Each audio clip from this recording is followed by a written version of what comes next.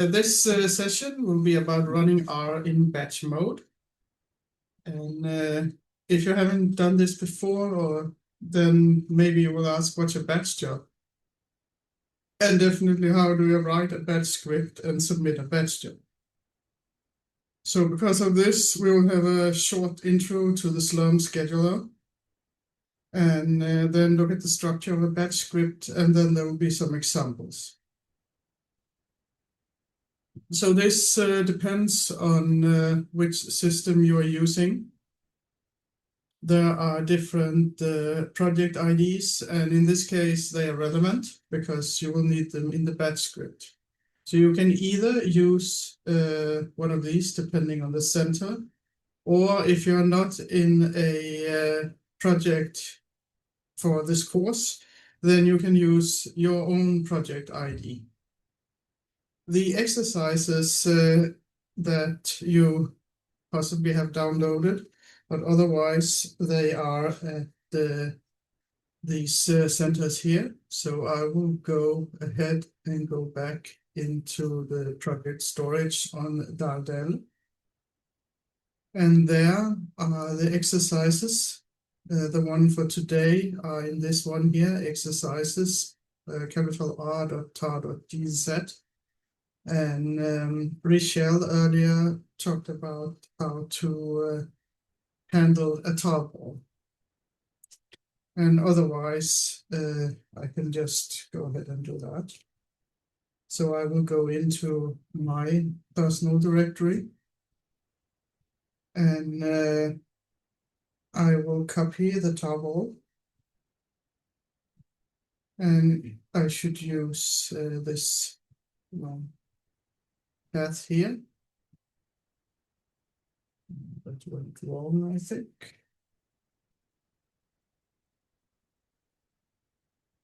No, okay. So that one here, and then R, and then I'm copying it into my own directory. So now this exercises are tarball is here. So I will unpack it.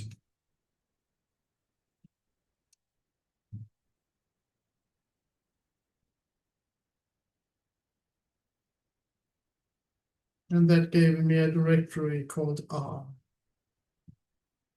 Go into.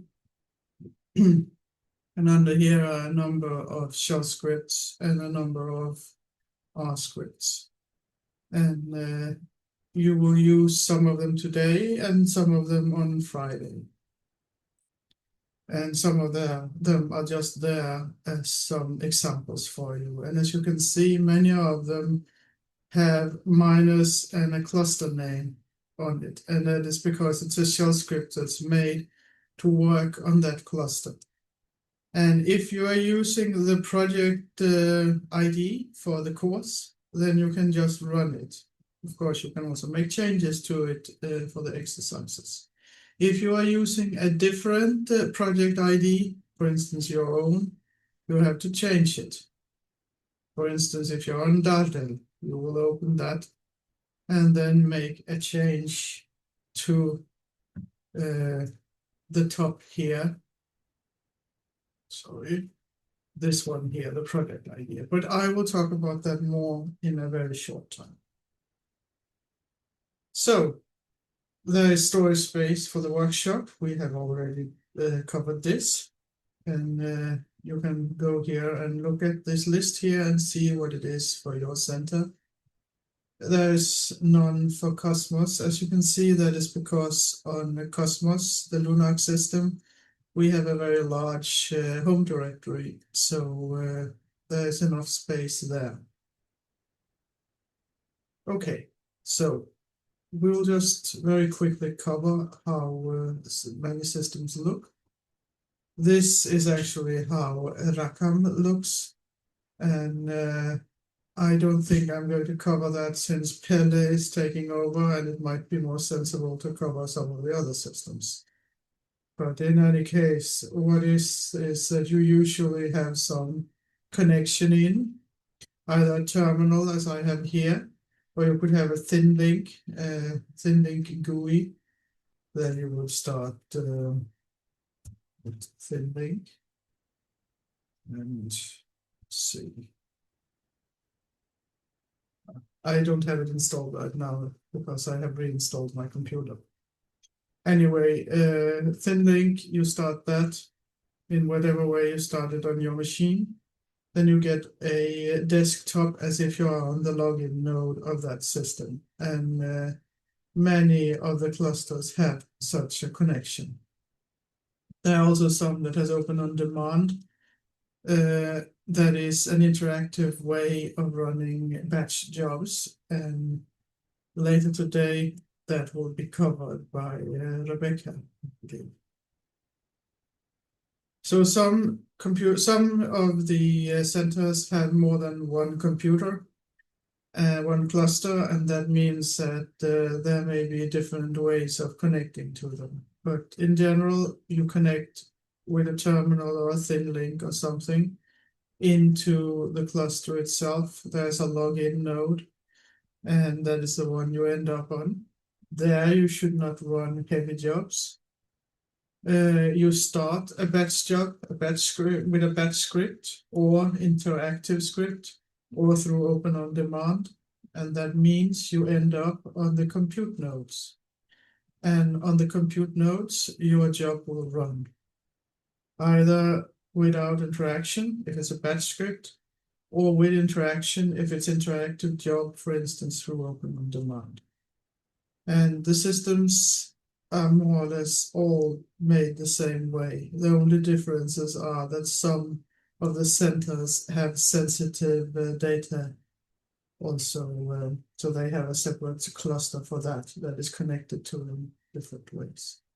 But otherwise, this is the way it works at all the centers.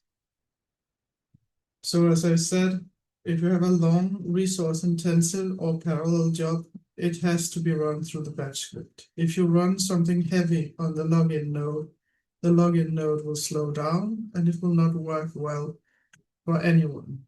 And that means that the system operators may kill your job because no one can do any work. So don't run heavy stuff on the login node. And the batch system on most, if not all, the HPC centers in Sweden is called Slurm. And Slurm is an open source job scheduler, and it provides 3 key functions, which are the same for most job schedulers. So it keeps track of the system resources that are available, how many nodes, how many GPUs, how much memory, and so on and so forth. It enforces a local system resource uses and job scheduling policy.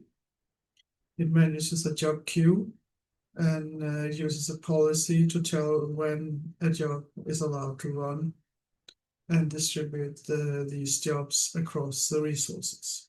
So that is what a job scheduler does. So in order to run a batch job, you must create and submit a Slurm submit file that you use to tell the Slurm job scheduler that you want your job to run and what resources you need. And this submit file can also be called batch submit file, batch scripts, or job scripts. It varies what name is used when you look at it online. And well, that's unfortunate, but it all means the same. There are some guides and documentation at these pages here, and I can see that I failed to convert them correctly from RST to Markdown, and I will get that done at a later time. So, the workflow. You write the batch script. Inside the batch script, you will load modules you need, like R, any prerequisites, any extra installed packages, bundles of R packages. If you're using own installed packages, make sure the rlibs user is set. Actually, you should just make sure it's set in this R environment, and that should be fine. You should ask for resources depending on if it's a parallel job, a serial job, if you need GPUs, and so on and so forth. and then also give some commands to your R script as well. And then submit this batch script when you have written it with sbatch, whatever you call your batch script. Batch scripts are often called something that ends with .sh or .batch, but you don't need to put a suffix there. You can name it anything you want to. It's just a way to make it easier for you to find your batch script in a directory that possibly has a lot of files. So, useful commands to the batch system. There are several, but these are some of the more important ones. To submit the job, there's sbatch and whatever you call your job script. To get a list of jobs, you use sq -- me, or you can use sq - u username. You can check on a specific job with scontrol show job and the job ID. The job ID you get either from when you submit the job or from this command here. I am on Dardel here, so I could submit a job. For instance, let's pick one of the ones that is called something with Dardel. Let's pick hello Dardel. So I submit it. And when I do so, I get a job ID. And then I could do sq - me to see that this is now running. Just briefly this long. It has already ended the run, so to submit it again. Okay. So first you get a list of job IDs. You are told which partition it runs in. Many places you can only submit to one partition, but some centers require you to tell it if it's main or shared or GPU or whatever.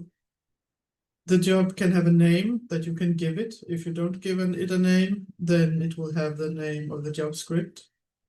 It's whatever user submitted it. In this case, it was me. And then there is a state. And the state can be pending, or it can be completing. This is completing. And it can be running, and a number of other things. But these are the most important ones. And it also tells you how long it has run. This had only just started to run, so it hasn't run any time yet. But this has run for 10 seconds. And here is how many nodes, or rather CPUs, and which node it's running on. There could also be a reason, for instance, if it couldn't find resources that you have asked for, then maybe there will be a comment about that here.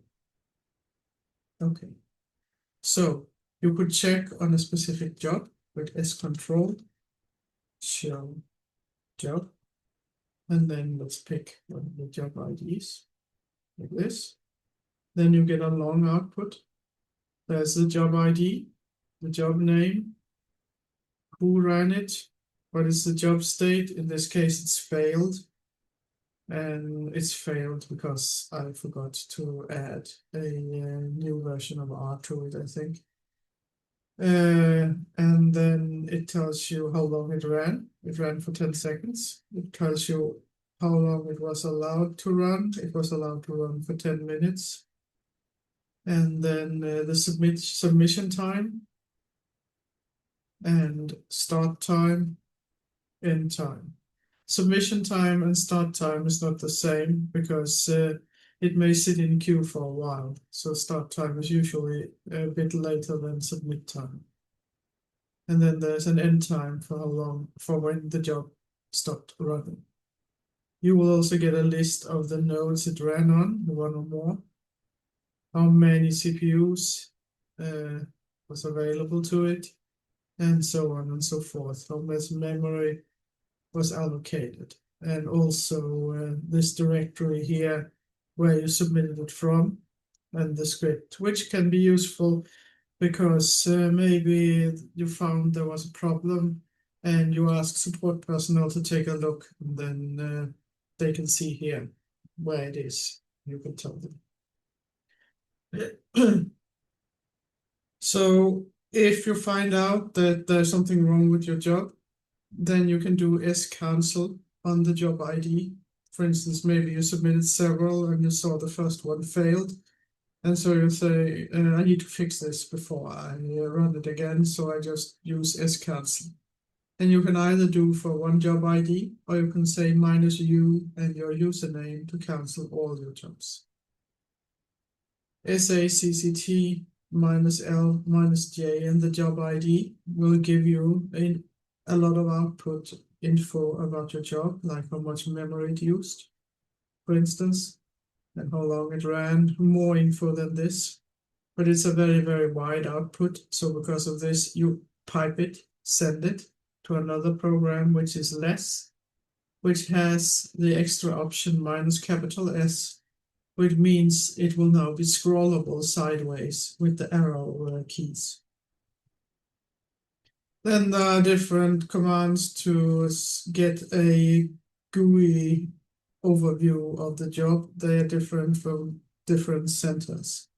I have only added the one for Kebnekaise here, but I need to add in more here because more centers have this.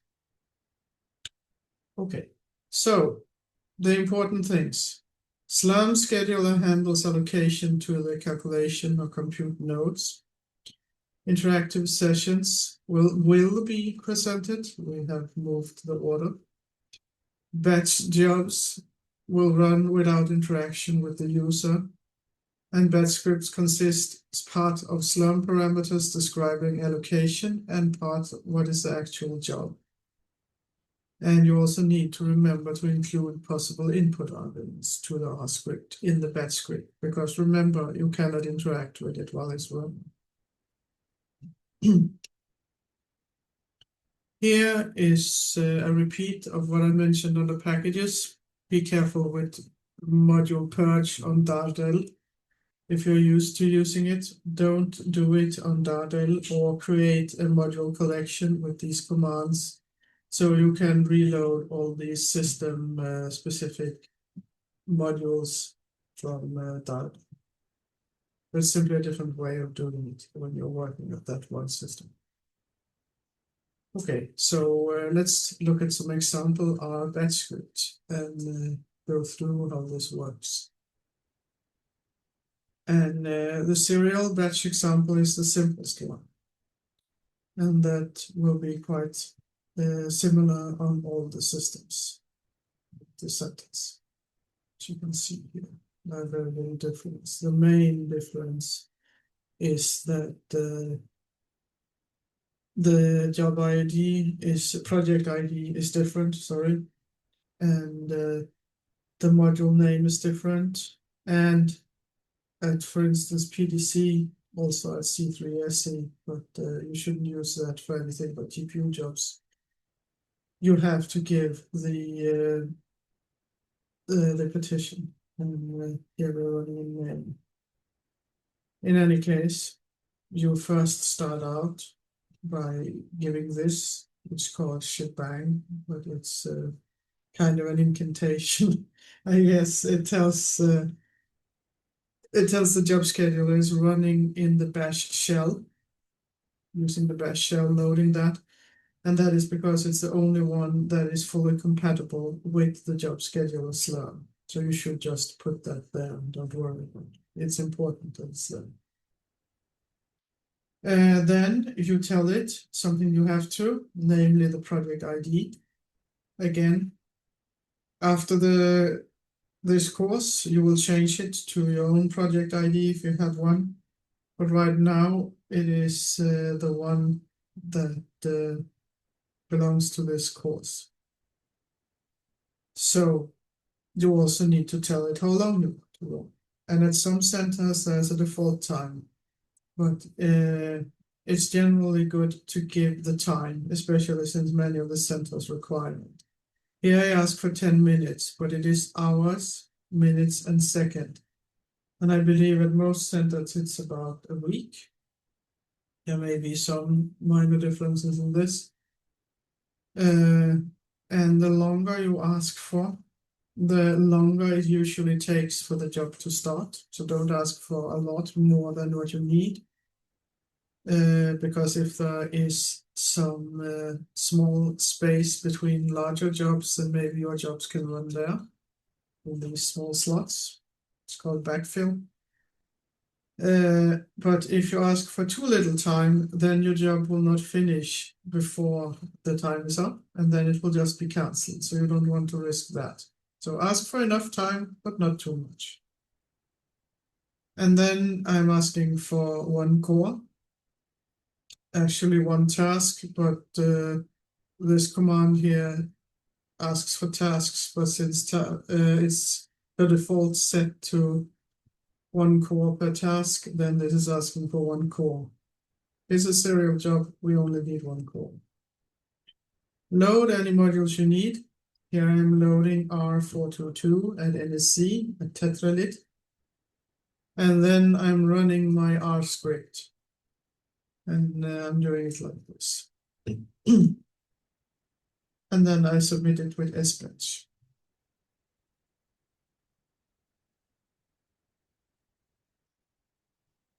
So what then if it's parallel code? Well, then you may need some packages extra for each and do parallel, for instance. And if you are at the NSC, you need to install them. If you're at the other centers, generally you need to load something extra. And it's shown here in this example here. Otherwise, the main important thing here is that you ask for more ports, simply, as you can see. And of course, when you are loading the modules, in many cases, you also need to load OpenMPI if it's not already loaded together with other things as it is in some settings. And then you run your R program. Here's an example of running the parallel for each. And you can see the example script here as well. So you need to make sure these libraries are available. And I would suggest to simply start R after you have loaded the module at your favorite center. And then do library, parallel library for each library, do parallel and see if it is available, or if you need to load another module, or if you need to install it. So it's a good idea to start out by checking that. Then there is an RMPI example, and I believe that may or may not have been moved to Friday. Björn, what happened here? Do you know?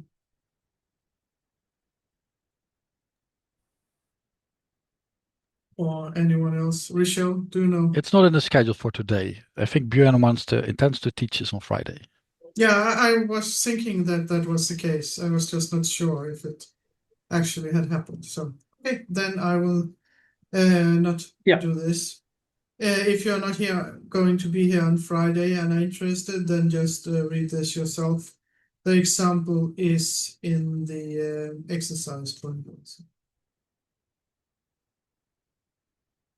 I am then going to briefly mention GPUs.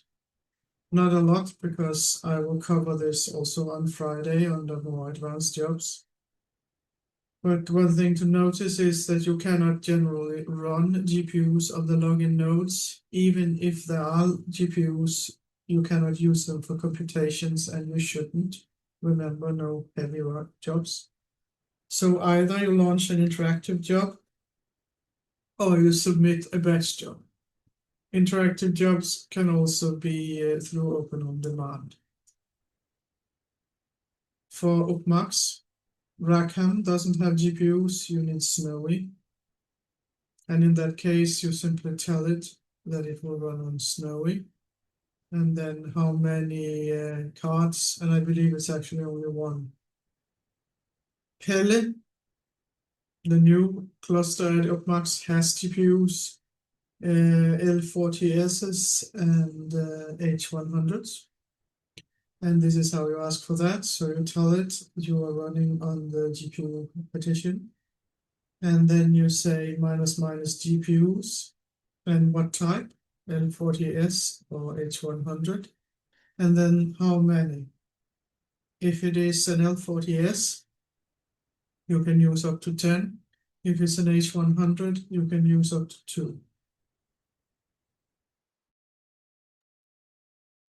So at HPC2N, there are many different types of GPUs, and it's also considered a separate resource. So if you apply for time on Kebnekaise, you also need to apply for time on the GPU part if you want to run those. We have V100s, A40s, A6000s, L40S, A100, H100, and MI100. The last one is an AMD GPU. The others are all NVIDIA. To access them, you add this to your job script. Dispatch minus GPUs and how many. The number is how many cards you want, and that depends on the type. You ask for the type with the hashtag SBatch minus capital C and the type. The types are written lowercase, but otherwise just the name of the GPU. And you can see how many you can ask for dependent on the type. There is more information at this link here about that. And that is another thing I forgot to mention, but which is important. When you're writing a batch script, it must be that the hashtag SBatch, this SBatch must be written in capital letters. It doesn't work if you run it with lowercase. So LUNARC, it has NVIDIA A100s and NVIDIA A40s, but I believe the latter is reserved for interactive graphics work on demand, so you should only use the A100s. And you tell it the partition, GPU A100, and how many minus GRES equals GPU colon 1. And you will be charged for the entire node because they are never shared. Charged means from your allocation, not monetary. The NSC Tetralit has NVIDIA T4 GPUs, and in order to get to use them, you have to give this command here, and that is because you are reserving also the CPUs on that socket, and then you are telling it how many GPUs you want, and you can have either 1 or 2, I believe, or maybe just 1. I don't remember right now. But in any case, this is to make sure that you are also reserving the CPUs on that socket. PDC is different from the other systems. It's a Cray and it has AMD GPU chips. And in order to access them, you add this here. Number of tasks per node, a whole node, and then the GPU partition. It is relevant that it's AMD GPUs because that means you cannot use CUDA. You have to use something like HIP. And many of the R packages for GPUs will not work. And neither will the GPU, the R GPU scripts that works on the others, because things have to be rewritten to run on this, because it simply doesn't use CUDA, it uses a different protocol. So C3SE, that is Alvis, is meant for GPU jobs. There is no node sharing, so exclusive is automatic. And you do not get the full node just because you request -n and the number of nodes. This means you just get the GPU and the number of cards that you ask for. And it also has 3 different types of GPUs. And how many you can ask for, again, depends on the type. And there is a broken link here, but there is an intro to GPU section that is on the advanced day. It is this one here. And you can go there to read more about it, or you can join on Friday and try out some GPU scripts and play around with that. Or you can go and look at them yourself, of course. So let us do some exercises. How are we on time? Let's see, time is it 13:35. When is the next session? We have time. Good. Because there are some exercises that I would like you to do. So first, there is a serial batch script from further up on the page. Try to get that to run, but after that, also try change it so that you instead run the add2.r code. The add2.r should be in this directory here. It's here. So go and take a look at the serial batch script up here. This one here. And then change it so it instead runs add2r. And remember, add2r needs 2 inputs. So you need to change it so it does that. And after that, I think we should try and also run the parallel script. Remember, if you're on NAISS, you need to install some packages first.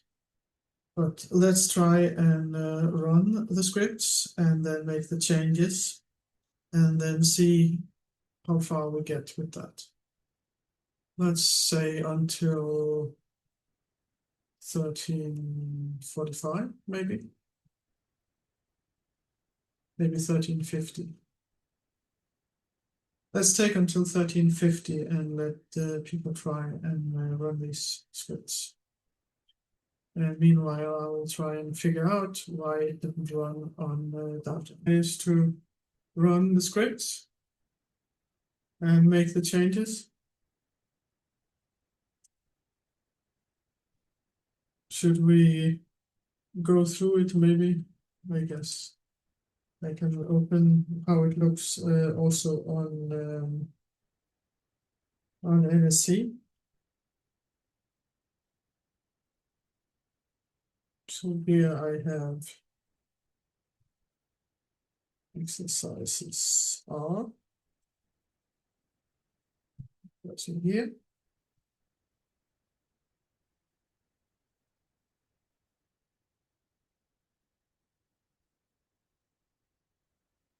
And then this add2r.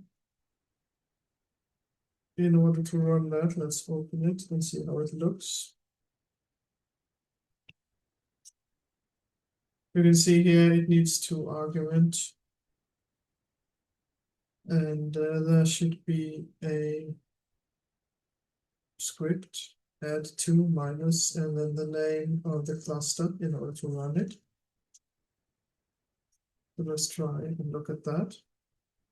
And here there is, just like before, the project ID, the time, and then 1 core, and then loading the modules. And then I'm running it with R script add2. And it is, let's see, not anything. Not. So let me just load it here.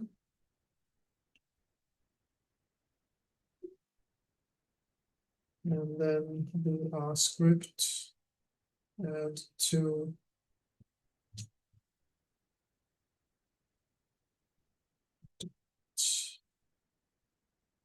it was this. So what happens if I say this? And then it complains because you didn't add arguments. So I will put something here. And then it adds it. And as you saw, I also had that in my batch script. I'm adding 2 and 3. So I will try and submit that.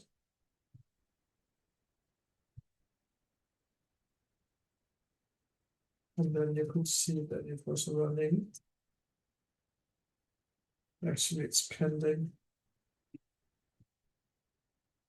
But when it has run, you will get an output, which just like here, is called Slurm minus the job ID dot out. And that is what it will always be called unless you rename it, which you can do. But as default, you will get an output file that is called Slurm minus and then the job ID and then dot out. Did anyone